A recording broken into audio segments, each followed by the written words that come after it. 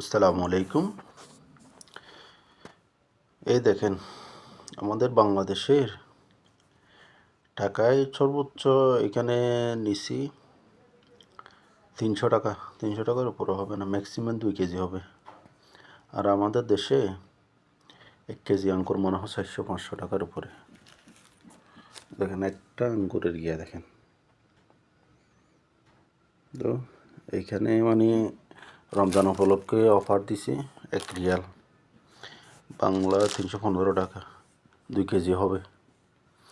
তো এবার চিন্তা করে দেখেন বাংলাদেশে কত, এই হিসেবে এখানে কোনো কিছু হয় না, সে বাংলাদেশে কত জুলুমি করতেছে। দেখেন একটা একটা কত বড়।